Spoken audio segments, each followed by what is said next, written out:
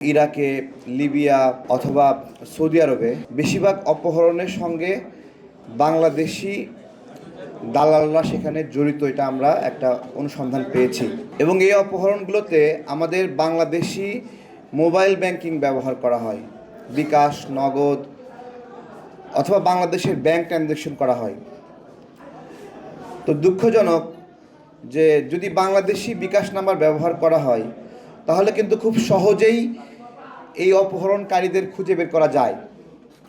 একটা স্মৃতিচারণ করি, ইরাকে 5 জন প্রবাসী ভাই অপহৃত, আমার সঙ্গে পরিবার যোগাযোগ করেছে।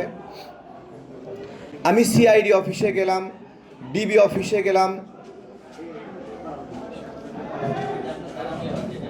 তো ইরাকে 5 জন প্রবাসী ভাই অপহৃত হয়েছে, সেখান থেকে যোগাযোগ করেছে আমার সঙ্গে হোয়াটসঅ্যাপে।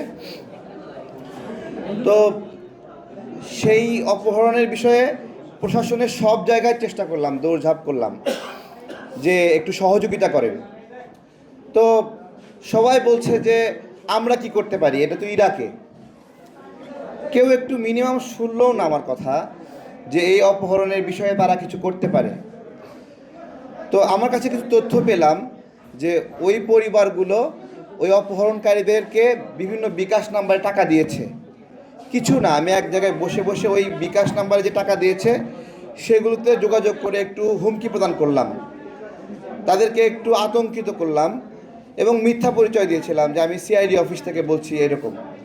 শুধুমাত্র এইটুকু তৎপরতার কারণে আধা ঘন্টার মধ্যে আমাদের সেই 5 বাংলাদেশি ইরাক প্রবাসী ভাইকে অপহরণ থেকে মুক্তি দিয়ে দেয়। আমি বলতে চাচ্ছি যে রাষ্ট্র পারে না এমন কিছু নাই। এই যে অপহৃত হয়েছে 26 জনের পরিবার এখানে দাঁড়িয়ে আছে, আপনারা কাউকে না কাউকে টাকা দিয়েছেন না, বিভিন্ন সময় দিয়েছেন না? সেই নাম্বারগুলো বাংলাদেশি বিকাশ নাম্বার না, বাংলাদেশি নগদ নাম্বার না? দেখেন, এই পরিবারগুলোকে অপহরণ করেছে, তাদের সন্তানকে বা স্বামীকে অপহরণ করেছে, বাংলাদেশি বিকাশ নাম্বারে Bangladeshi mobile banking, Bangladeshi banking system ব্যবহার করে টাকা নিচ্ছে, রাষ্ট্র নাকি তাদেরকে ধরতে পারে না। দেখেন, তাহলে এর চেয়ে দুঃখজনক কি আছে?